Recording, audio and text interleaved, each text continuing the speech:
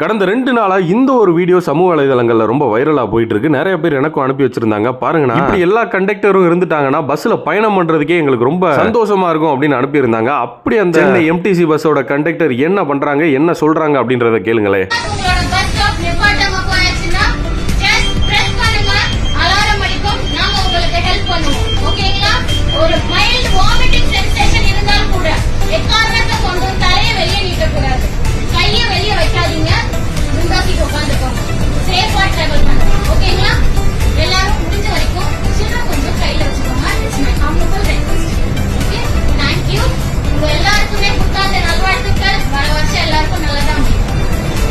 ஆமா, நிறைய பேர் சொல்லி அனுப்புன மாதிரியே இதை கேட்கும்போது உண்மையிலேயே நல்லா தான் இருக்கு. இதே மாதிரி எல்லா கண்டக்டரும் இருந்துட்டா நம்மளுக்கு பஸ்ல போறதுக்கே நம்மளுக்கு ரொம்ப கம்ஃபர்டபுளா இருக்கும். இப்படி ஒரு கம்ஃபர்ட்டை நம்ம எதிர்பார்க்கிறோம்ல, அது நம்மளுக்கு கிடைச்ச உடனே எவ்வளவு சந்தோஷமா இருக்கு. அதே மாதிரி அந்த பஸ் கண்டக்டர்ஸ் ஒரு சில விஷயத்தை தான் நம்மள்ட்ட இருந்து எதிர்பார்ப்பாங்க. 8 ரூபா 10 ரூபா டிக்கெட்டுக்கு நம்ம போய் 100 ரூபாய் நீட்டுவோம் பாருங்க. அதுல 10 குறைக்கு இப்ப 200 ரூபா தாள் வேற ஒரு 4-5 வருஷமா வந்துருச்சு. சூழல்ல கூட்டம் கம்மியா இருக்கப்ப அவங்களுக்கு பிரச்சனை இருக்காது, சில்லறையை தேடி எடுத்து கொடுத்துருவாங்க. ஆனா கூட்டமா இருக்கிறப்ப 7 ரூபா 8 ரூபா 10 ரூபா டிக்கெட்டுக்கெல்லாம் 100 ரூபா 500 ரூபா அந்த மாதிரி கொடுத்தா நம்மளாவே இருந்தாலும் அந்த இடத்துல வேலை பார்த்தா நம்மளுக்குமே மைண்ட் ஒரு மாதிரி மாறும். கூட்டமா இருக்கிறப்ப அந்த சில்லறையை தேடி எடுத்து கொடுக்கணும். கவுண்ட்டும் மிஸ் ஆயிடக்கூடாது, அப்புறம் நம்ம சம்பளத்தை கை வச்சிருவாங்க. இந்த அம்மா அந்த கண்டக்டர் நம்மளை வந்து இவ்வளவு கம்ஃபர்டபுளா பேசி இப்படி வச்சிருக்கும் போது நம்மளுக்கு எவ்வளவு சந்தோஷமா இருக்கோ, அதே மாதிரி நம்மளும் ஒரு இதை பண்ணோம்னா அவங்களும் சந்தோஷமா அந்த வேலையை பார்ப்பாங்க. அவங்க கூட சொல்லியிருப்பாங்க, கொஞ்சம் சில்லறையை கையில வச்சுக்கோங்க அப்படின்னு.